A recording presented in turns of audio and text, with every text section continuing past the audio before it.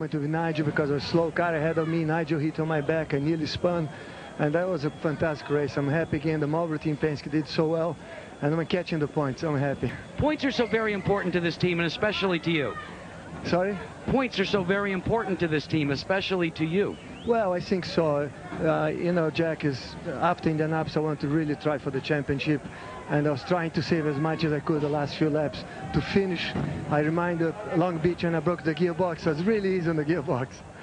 Well, no gearbox problems today. Paul Tracy continuing to take the accolades here in Victory Lane. And Paul, one quick last question that we want to know about is, what do you think you will say to Al Unser Jr.?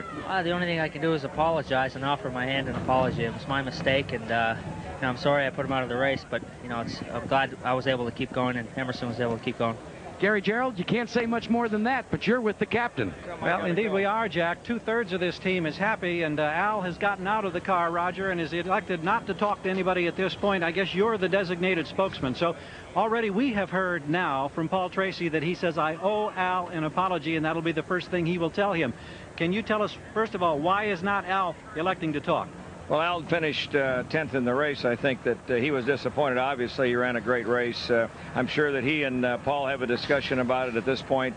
Congratulations certainly to Paul and to Emo. It's unfortunate for Al, but you know, this is tough racing. You know, they ran out there together for a long time. The restart, they were behind the slower cars. They're trying to lap them, and just one of those things I saw where I guess even Mansell got into Emerson, so it was awful tight racing.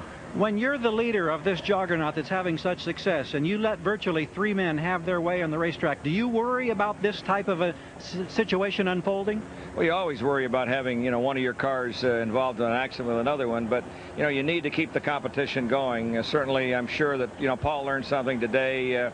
But again, I can't tell him what to do on the racetrack. We try to give him the best cars. I'm disappointed, obviously, that we didn't finish Al up front. But again, that's racing. Will you sit down with the two drivers, or is it strictly between them?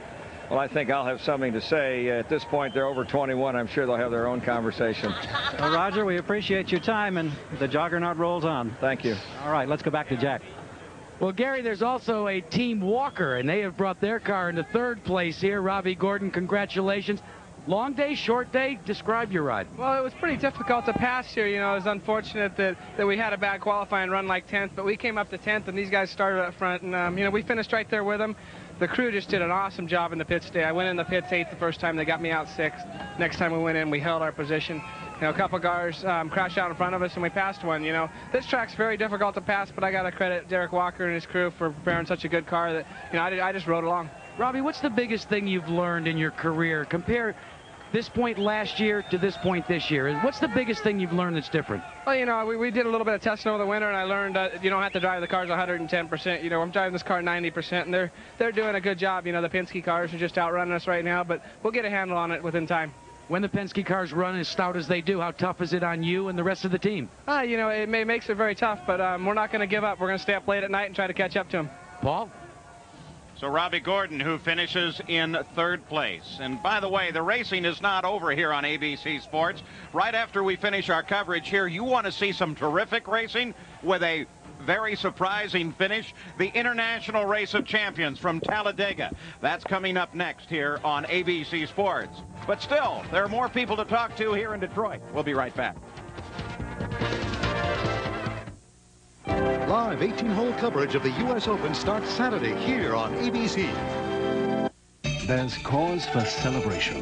It's the opening of the latest ITT Sheraton Hotel. Sheraton is now the ultimate global hotel chain for business travelers, with 420 hotels, inns, resorts, and all suites, and one high standard of service in over 60 countries.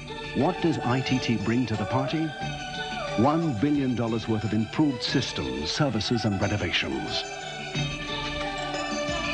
ITT, we're adding more than just our name. Wrenching for the pros is one of the world's most exciting jobs. The action, the